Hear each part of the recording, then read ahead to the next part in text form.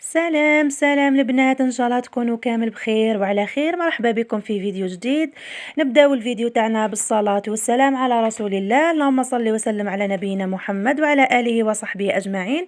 كما راكم تشوفوا اليوم الجو مشمس، وليت فتحت التواقي باش تتهوى شويه الدنيا، لانه اليوم اللي فاتوا كانت عندنا صبة المطر، واحد المطر ما شاء الله، جعلها الله صيبا نافعا يا رب. بصح عندنا واحد البرد يقتل، يعني رغم انها الشمس بصح برد. كما تعرفوا البنات كي يصب الثلج في بلايص قراب لينا تولي يبرد عنا حنا الحال. حنا يلحقنا غير هذاك السم.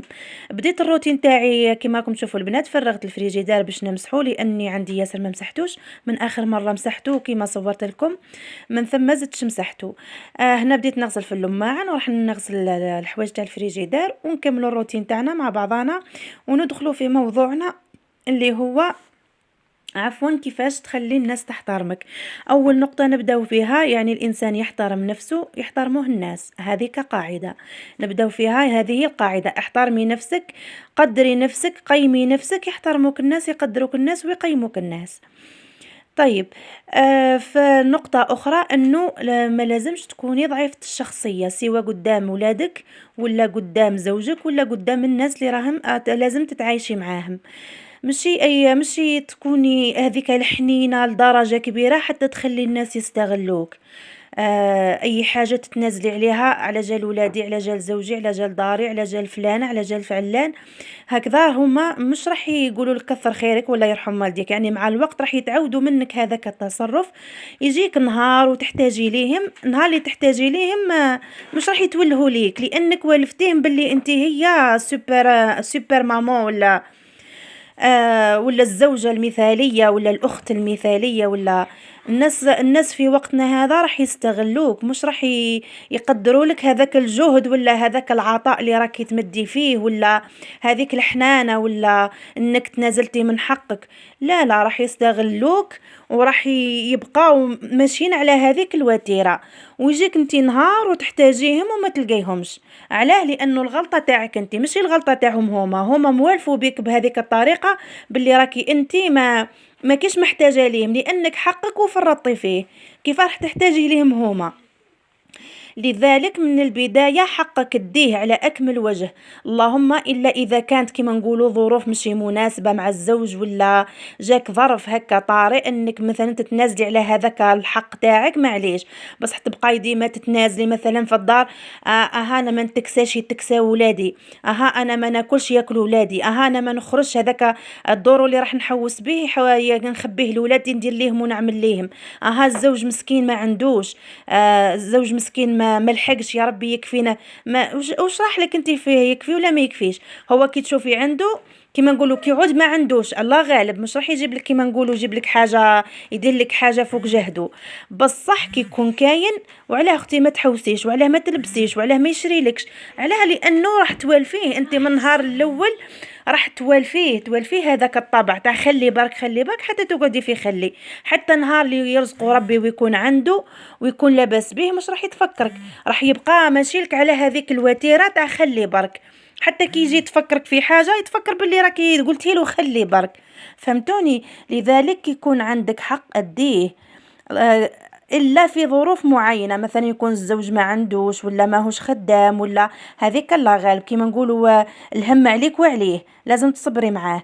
بصح كي يكون عنده وانتي خلي باك خبي وديري هذيك الحاجه، خلي باك تتنازلي، ديما تتنازلي. هاكي روح اللي راح تشريها لي روح شريها للدار، اللي راح تشريها لي روح شريها للولاد، اللي راح تشريها لي روح شريها ليك انت.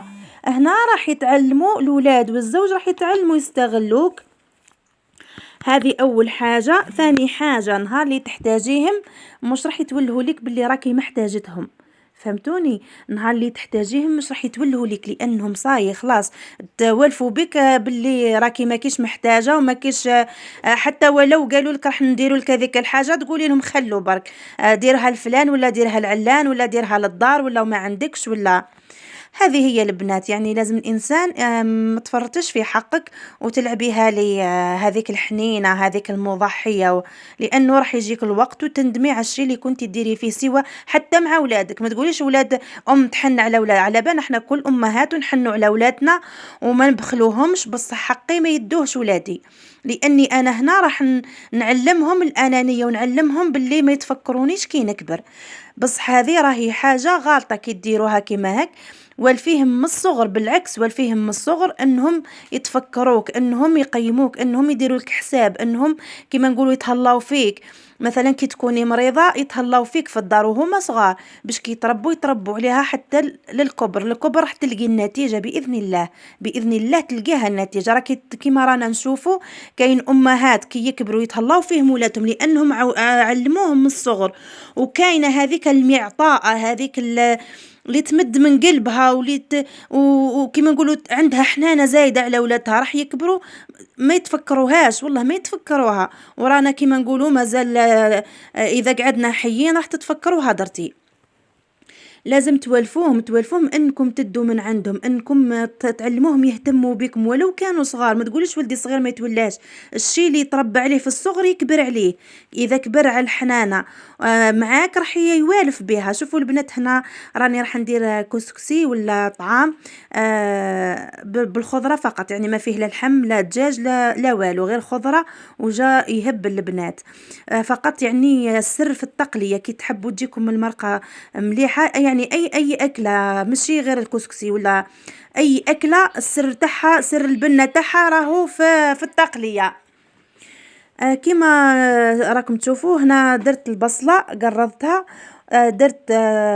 درت التوابل مشكله. انا ديما نشري التوابل نخلط من كل نوع، نخلط منه شويه، ودرت فلفل احمر حار، ودرت شويه زنجبيل، وغسلت الخضره تاعي هذيك مليح، كنت غسلتها بالخل كيما ما ندير، نغسلها بالخل ونغسلها مرتين ونخليها تقطر، وحطيتها تتقلى مع هذاك البصل وهذاك الزيت والملح والتوابل. اكيد هنا الكسكسي تاعي استعملت رطل تاع كسكسي تاع الشري. انا البنات ما نكذبش عليكم، قبل كنت نفتل في الدار، دركا ملي مرضت صاي ما عادش نقدر نفتل في الدار، وليت نشري هذا. هو الطعام تاع الدار اكيد فيه فرق كبير، ما مشي نفس البنه، سوى شخشوخه سوى المحمصه سوى الكسكسي، يعني فرق كبير، مشي كيما اللي تفتل في الدار كيما اللي تباع لبرا. ما نكذبوش على بعضنا، البنه اللي تخدم في الدار خير 1000 مرة. هو ذا يجي مليح، يعني يجي كيما نقولوا كي تاكليه تكوني خدمتيه مليح، يعني فورتيه مليح يجي مليح، بصح الاخر يجي ابن.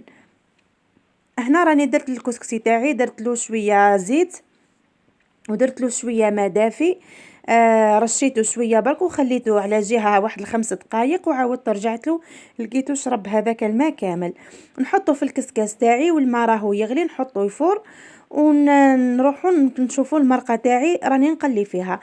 كما قلت لكم البنات السر راهو في التقليه، كي تقلي تعطي المرقه تاعك تعطيها وقتها في التقليه راح تجيك ماكلتك بنينه. وثاني البنات الماء لازم تسخنوه اللي تمرقوا به يكون ساخن، وما تكثروش، ديما حطوا يعني كميه متوازنه. كما نقولوا كي تعود عندك حاجه فيها الخضره قسمه تتغطى هذيك الخضره ولا هذاك الدجاج، خلاص ما تزيديش الماء، ما تبقيش تلوحي اطره ولا اطرتين من بعد تجيك الماكله صامته. هنا بعد ما مرقت المرقه تاعي حطيتها طيب، غلقت عليها لاكوكوط، الكسكسي تاعي راهو يفور.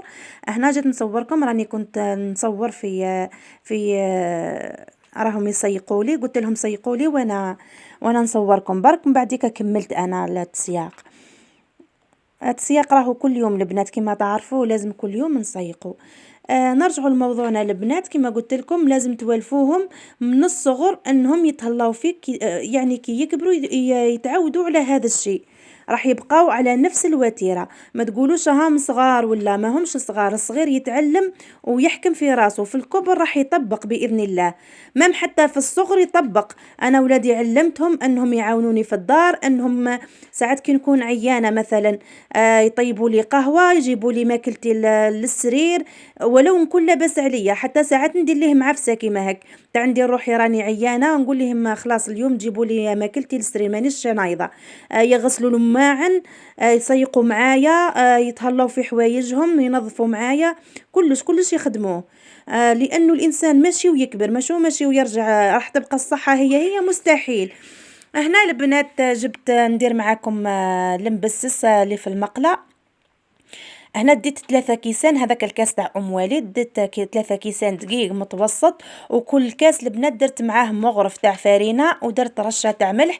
البنات اذا كبرتوا الكيله، المغرف تاع الفرينه هذيك ما تبدلوهاش، يعني تبقى هي نفسها مغرف تاع فرينه. هنا جبت نص كاس تاع زيت، عفوا تاع زبده، ذوبتها وزدت لها الباقي كامل زيت.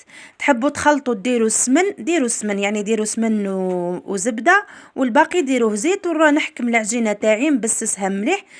تحبوا ديروا لها اضافه، مثلا ديروا لها، انا هنا راح ندير لها الفاني.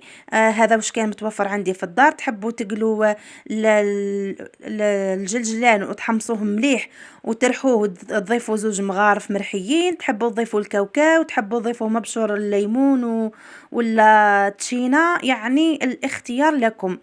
هي تاع الجلجلانيه تجي ما شاء الله كي ديروها وكانها تجي محشيه لداخل، بهذاك الذوق تاع الجلجلانيه. كيما تعرفوا الجلجلانيه راه ذوقها قوي. هنا البنات هذاك نفس الكاس ديتو، عمرت نصه ماء والنص الباقي درت له الماء زهر، وخلطت نصف الكميه تاع الماء هذاك، وخليتها قعدت لي واحد 10 دقائق. وعاودت رجعت هنا فتتها كيما نقولوا، عاودت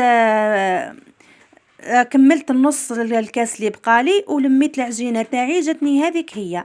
لانه تعرفوا الدقيق يعني يشرب. الطريقه هذه تبعوها حتى مع البراج البنات ولا مع المقروض، يعني ديروا نصف كميه الماء وخلوا الدقيق تاعكم يشرب، ومن بعد عاودوا ارجعوا بعد نص ساعه ولا واش كان، ارجعوا وعاودوا كملوا بقيه الماء، لانه اكيد الدقيق راح يشرب. هنا راح ندير المبسس تاعي البنات بهذا الطوابع كما شفتوا. عندي تاع الوردة، عندي واحد كاري، وعندي واحد مدور، وعندي واحد اوفال، يعني نتوما ديروا لي مول اللي عندكم. ونحكمها نحلها بسمك 1 سنتيمتر، يعني ديروها كيما هيك بين 2 ساشيات، وحلوها بالحلال. والطابع ثاني نطبع فوق الساشي باش ما تفسدليش الحبة، تبقى لي محافظة على الشكل تاعها.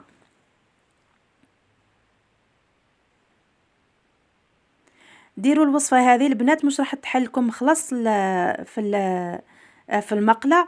تحبوا ديروها ثاني وصفة تاع المقروض تاع المقلة. المقروض تاع المقلة هذاك اللي يبيعوه في المحلات، نديروا نفس العجينة البنات، ما يتحل ما يتفتت ما يصرالو والو، راح يجيكم هايل. نتوما ديروا لي مول اللي عندكم اللي حبيتوهم، تحبوا ديرهم كامل بشكل دائري ولا بشكل وردة، يعني الاختيار لكم. هنا البنات شوفوا راني كملت، جاتني يعني الكمية هذيك تاع 3 كيسان، دارت لي اكثر من 30 حبة. هنا كنت سخنت الزيت مسبقا البنات. طريقة الطهي انه لازم تسخنوا الزيت، تسخنوه على درجة عالية. من بعد قبل ما تحطوا الحبات تاع المبسس تاعكم، نقصوا درجة الحرارة، يعني تكون متوسطة، باش هكذا يطيب لكم من داخل ويطيب من برا، مش يتحمر لكم من برا ويقعد من داخل هكذاك، من داخل عفوا هكذاك عجينة. والعسيلة هذه البنات راني طيبتها نهار قبل. شوفوا تجي كيما تاع المحلات وخير.